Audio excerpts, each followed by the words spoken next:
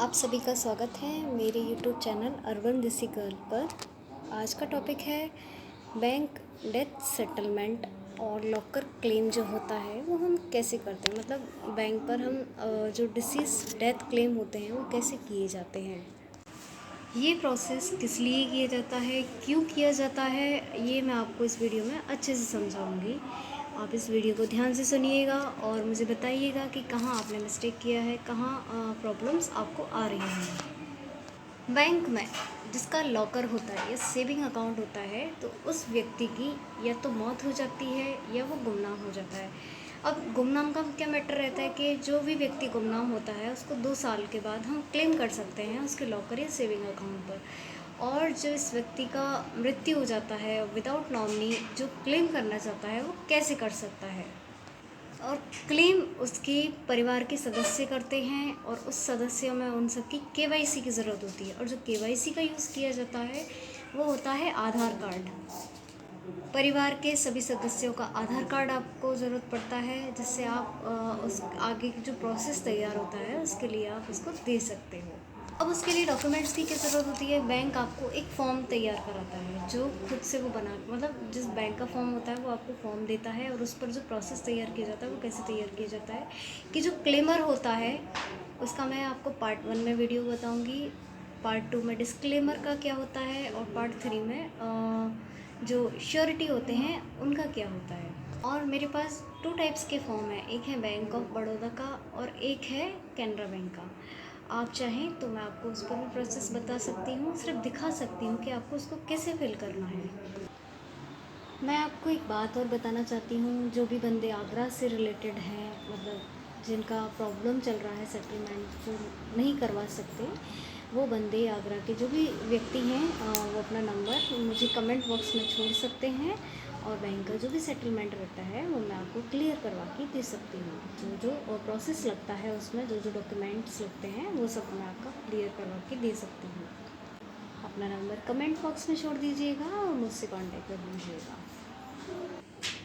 Example के लिए मेरे पास 2 बैंक के फॉर्म हैं, मैं आपको उन दोनों बैंक के जो फॉर्म्स हैं उसको कैसे फिल किया जाता है और उसके लिए क्या क्या डॉक्यूमेंटेशन की ज़रूरत होती है वो मैं आपको इस वीडियो में समझा दूँगी। तो आप ध्यान से सुनिएगा और पूरा देखिएगा जिससे आपको आगे तक समझ में आता है। अब इसमें पहला बंदा क्या होता है, जो होता है वो होता है क्लेमर, जो क्लेम कर रहा है। अब जो क्लेम करता है उसके क्या क्या डॉक्यूमेंट होते हैं, उसका चाहिए आपको आधार कार्ड के साथ आपको उसका चाहिए स्टैम्प। जो जिसके नाम पर जो क्लेम करता है वो 100 रुपीज़ का स्टैम्प तैयार होता है। उस 100 रुपीज़ के स्टैम्प पर नोटरी कराई जाती है और जो बॉन्ड होता है वो नोटरी वाला खुद करके देता है। अब आप कंफ्यूज होंगे, क्लेमर होता कौन है? जो पैसा क्लेम कर रहा है, परिवार के सदस्य में जो क्लेम कर रहा है, जो पैसा क्लेम करता है। अब वो व्यक्ति आपके परिवार का ब्लड रिलेशनशिप का होना चाहिए, यानी कि वो आपकी माता भी हो सकती हैं जिसके बच्चे का क्लेम करना हो, या आपके पिता भी हो सकते हैं जिसके बच्चे का क्लेम करना हो, या जिसके माता पिता की मृत्यु हो सकती है तो वो जो बच्चे होते हैं वो उन पर क्लेम कर सकते हैं, या भाई बहन क्लेम कर सकते हैं। तो क्लेमर कोई भी हो सकता है और क्लेमर होना चाहिए आपकी फैमिली मेम्बर में से, यानी कि परिवार के सदस्यों में से। उसका एक स्टैम्प बनता है, जो स्टैम्प आप बनवाते हो वो होता है 100 रुपीज़ का और उसमें लगता है नोटरी और बॉन्ड। वो नोटरी आपको करानी पड़ती है, स्टैम्प टिकट लगवाना पड़ता है। स्टैम्प टिकट मार्केट में 10 रुपये का, या तो आप सिंगल स्टैम्प टिकट लगा सकते हो या आप छोटे छोटे जो स्टैम्प टिकट आते हैं रेड कलर के, आप उनको यूज़ कर सकते हो। 10 स्टैम्प टिकट लगते हैं और उस पर नोटरी कराई जाती है स्टैम्प पर। और नोटरी और स्टैम्प टिकट वो आपको रजिस्ट्रार ऑफिस से या कोर्ट से कहीं से भी मिल सकते हैं। वहाँ पर ई स्टैम्प वाले सब अवेलेबल होते हैं, नोटरी वाले सब अवेलेबल होते हैं, वो आपका ये स्टैम्प रेडी कर सकते हैं। नोटरी करवाते समय आपके परिवार का साझेदारी जो भी व्यक्ति होता है वो मतलब परिवार के सदस्यों में से जो भी साझेदारी व्यक्ति होता है, वहाँ जाकर आपको कोई भी 2 व्यक्तियों के सिग्नेचर कराने पड़ते हैं। तो नोटरी वाले के यहाँ ये चीज़ें होना ज़रूरी है। अगर वो नोटरी नहीं वैसे वो नोटरी एक्सेप्ट नहीं करता है। यदि जब हम स्टैम्प ले रहे हैं तो वहाँ सिग्नेचर कराए जाते हैं और वहाँ नोटरी भी कराई जाती है। परिवार के जितने भी सदस्य होते हैं उनके सिग्नेचर उस स्टैम्प पर होना ज़रूरी होता है। साझेदार के तौर पर कोई भी परिवार के सदस्य के 2 व्यक्ति के as a witness proof signature वहाँ कराए जाते हैं और स्टैम्प पर नोटरी किया जाता है। बैंक का जो फॉर्म होता है क्लेमर वाला, उस पर बॉन्ड खुद नोटरी वाला आपको करके देता है। तो आपको ये चीज़ें अवेलेबल करना ज़रूरी होता है। ये होता है हमारा फर्स्ट प्रोसेस। अब हम बढ़ते हैं सेकेंड प्रोसेस की तरफ। अब बात करते हैं सेकेंड प्रोसेस में क्या होता है, डिस्क्लेमर। अब डिस्क्लेमर का फॉर्म कैसे तैयार किया जाता है। डिस्क्लेमर जो भी करने वाला व्यक्ति होता है वो भी परिवार के सदस्य में से ही होता है, जिसका 120 रुपये का स्टैम्प तैयार होता है। जो 120 का स्टैम्प तैयार करता है, सेम प्रोसेस जैसे हमने फर्स्ट में किया था, यानी कि कोई भी साझेदार जो भी आपके परिवार में से कोई भी 2 साझेदार होते हैं वो नोटरी वाले के यहाँ जाते हैं, सिग्नेचर करते हैं, स्टैम्प पर सिग्नेचर करते हैं 120 वाले को, परिवार के सदस्य जो भी रहते हैं। फिर वहाँ नोटरी वाले के यहाँ आपको सिग्नेचर करना पड़ता है, उसको एड्रेस प्रूफ देना पड़ता है, आपको अपनी KYC लेके जानी पड़ती है। और नोटरी वाला जो बॉन्ड है वो खुद बैंक के पेपर्स पर और आपके स्टैम्प पर करके देता है। सेम प्रोसेस सेकंड, जो फर्स्ट प्रोसेस बताया था नोटरी का, सेम प्रोसेस इसी में ही होता है। जो प्रोसेस होते हैं वो सिमिलर होते हैं। अब हमारा थर्ड प्रोसेस क्या होता है, श्योरिटी। यानी कि आप जिन व्यक्तियों को जानते हो, कोई भी ऐसे 2 व्यक्ति जिसका बैंक में अकाउंट होता है, कोई भी 2 ऐसे श्योरिटी जिनके बैंक में अकाउंट होते हैं। अब उनके लिए आपको क्या तैयार कराना पड़ता है, उनके लिए आपको एफिडेविट तैयार कराना पड़ता है, जो होता है 10 रुपीज़ का। अब उन दोनों व्यक्ति के जब आप एफिडेविट तैयार कराते हो तो उस पर भी नोटरी होती है और उस पर भी नोटरी वाला बॉन्ड तैयार नहीं करता है, लेकिन उस पर क्या करता है, वो ओनली नोटरी करके दे देता है आपको। तो उस पर जब आप श्योरिटी के सिग्नेचर कराते हो तो उसमें जो श्योरिटी होते हैं आपके, मैंने जो 2 व्यक्ति बताए थे, कोई भी 2 व्यक्ति, उनके आधार कार्ड भी आपको लिख के जाना पड़ता है। तो KYC उनकी भी ज़रूरी होती है, क्लेमर में भी KYC की ज़रूरत होती है, डिस्क्लेमर में भी KYC की ज़रूरत होती है। जो व्यक्ति क्लेम कर रहा है उसका आधार कार्ड, जो व्यक्ति क्लेम नहीं कर रहा है उसका आधार कार्ड, और जो 2 श्योरिटी होते हैं उनके आधार कार्ड, वो ले जाके आपको नोटरी वाले को देने होते हैं। मतलब तो वो आपको नोटरी तैयार करके दे देता है। ऐसी एफिडेविट 10 रुपये का बनता है दोनों में, जो श्योरिटी होते हैं उनके, और जो स्टैम्प बनता है जो डिस्क्लेम नहीं कर, मतलब जो डिस्क्लेमर होता है, मतलब जो क्लेम नहीं करता है, उसका 120 का स्टैम्प बनता है, और जो क्लेम कर रहा होता है उसका 100 रुपीज़ का स्टैम्प बनता है। और सिग्नेचर फैमिली के सभी सदस्यों के होते हैं, उस पर नोटरी कराई जाती है, बैंक के फॉर्म पर नोटरी होती है, प्लस वो बॉन्ड खुद नोटरी वाला आपको करके देता है। थर्ड जो प्रोसेस होता है उसमें श्योरिटी में क्या होता है, इसमें ना तो आपको स्टैम्प की ज़रूरत होती है, ना ही 100 वाले स्टैम्प की ज़रूरत होती है, ना ही 120 वाले स्टैम्प। इसमें ओनली 10 रुपीज़ का एफिडेविट बनता है, और जो एफिडेविट बनता है वो दोनों श्योरिटी के एफिडेविट बनते हैं उनके आधार कार्ड के तौर पर। श्योरिटी आपको खुद सर्च करने हैं, जो बैंक का साझेदार होता है, यानी कि जिसका अकाउंट बैंक में होता है, वो श्योरिटी लगाए जाते हैं। जैसे आपने फर्स्ट श्योरिटी का तैयार किया था, ऐसे ही आपको दूसरे श्योरिटी का तैयार करना है। मतलब दोनों के एफिडेविट बनने हैं आधार कार्ड के थ्रू, और उन पर नोटरी कराई जाती है, और बॉन्ड जो उसका प्रोसेस रहता है फॉर्म का बैंक पर, उस पर बॉन्ड जो नोटरी वाला है वो करके देता है। इसमें एक लीगल डॉक्यूमेंट और तैयार किया जाता है, वो बैंक आपको खुद जो वहाँ के सर होते हैं जो भी, वो आपको बताते हैं लीगल डॉक्यूमेंट्स के लिए आपको क्यों देना पड़ता है। लीगल डॉक्यूमेंट्स का एक इशू रहता है, क्योंकि अभी वो बंदा आपकी फैमिली का ना हो या प्रॉब्लम हो, तो कुछ जो लीगल डॉक्यूमेंट्स होते हैं वो पुलिस स्टेशन से तैयार किए जाते हैं, वो डॉक्यूमेंट्स भी आपको रेडी कराने पड़ते हैं। अब इसमें प्रोसेस क्या होता है, बैंक जो भी करता है आपके हित के लिए करता है, आपके परिवार के हित के लिए करता है। यहाँ इन डॉक्यूमेंट्स को तैयार करने का रीज़न क्या होता है, कहीं आपके साथ धोखाधड़ी तो नहीं हो रही है, या बैंक के साथ कोई धोखाधड़ी तो नहीं हो रही है। तो ये क्या होता है, एक लीगल अथॉरिटीज़ फॉर्म होते हैं, इनको तैयार कराना बहुत ज़रूरी होता है। इससे क्या होता है, एक तो आपका लॉकर सेव रहता है, यदि परिवार का सदस्य हो तो वो लॉकर क्या करता है, वो अपना लॉकर तोड़वा सकता है, अन्य कोई व्यक्ति, तीसरा कोई व्यक्ति या दूसरा कोई व्यक्ति परिवार की फैमिली में से वो नहीं करा सकता, जिसका ब्लड रिलेशनशिप हो वही इस कार्य को कर सके। अब फॉर्म कैसे भरते हैं वो मैं आपको अगली वीडियो में बताती हूँ।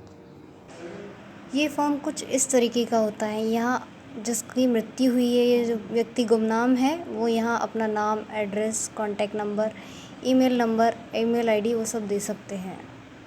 यहाँ उस व्यक्ति का लॉकर नंबर होता है, अकाउंट नंबर होता है, और जिस व्यक्ति की मृत्यु हुई है वो, और जब वो एक्सपायर हुआ है, एक्सपायर्ड ऑन यानी कि जो डेट लिखी गई है वो। यहाँ डेट ऑफ बर्थ जो भी है व्यक्ति की वो लिखी जाती है, डिटेल्स यानी कि सर्टिफिकेट, मृत्यु सर्टिफिकेट जो होता है वो होता है, यहाँ उसकी एज होती है, यहाँ उसके घर का एड्रेस होता है, स्ट्रीट, लोकेलिटी और डिस्ट्रिक्ट जो भी आपका पड़ता है या स्टेट वो जो भी पड़ रहा है वो। यहाँ नेम जो भी फैमिली मेम्बर्स होते हैं उनके नेम आता है, उनका एज आता है, रिलेशनशिप क्या है वो आता है, उनके सबके घर के एड्रेस होते हैं। और ये काम आपका नहीं होता है, ये बैंक करती है। ये जो रहता है फॉर ऑफिस यूजेस, इसमें आपको कुछ नहीं करना है, यहाँ सिर्फ बैंक करती है। लेटर ऑफ डिस्क्लेमर यानी कि जो क्लेम नहीं कर रहा है।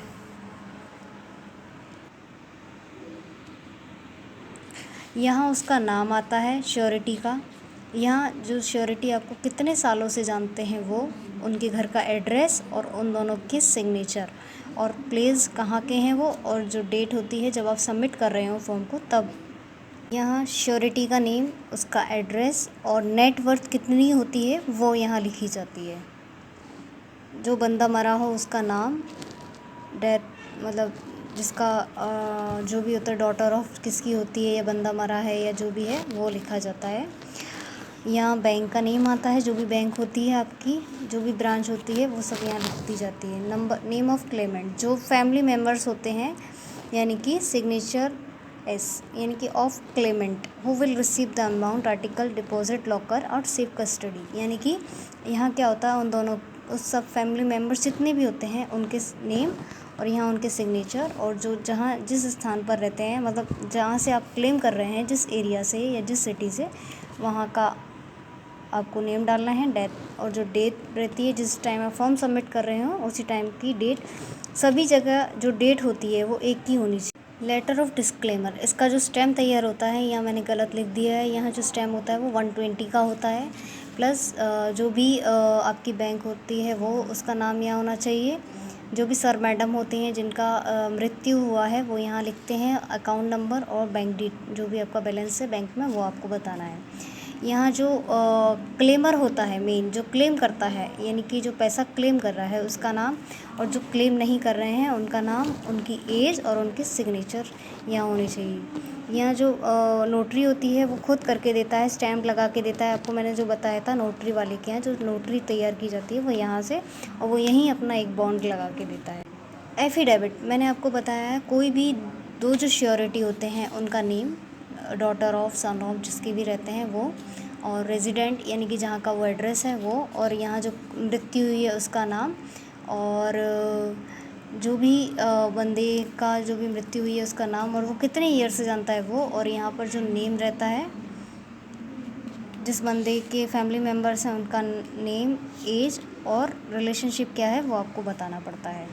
और यहाँ जब आप सिग्नेचर कराते हैं श्योरिटी के, तो सिग्नेचर के साथ साथ उनकी जो दो श्योरिटी और लगते हैं, यानी कि दो बंदे और हायर करते हैं वो श्योरिटी वाले, उनके सिग्नेचर यहाँ होने चाहिए। नोटरी वाला खुद आपको यहाँ नोटरी करके देता है और एक बॉन्ड लगा कर देता है। इसमें दो फॉर्म तैयार किए जाते हैं एफिडेविट के। लेटर ऑफ इंडेमनिटी यानी कि जो बंदा क्लेम कर रहा है, जो क्लेम कर रहा है उसका स्टैम्प कितने का बनता है, 100 रुपीज़ का।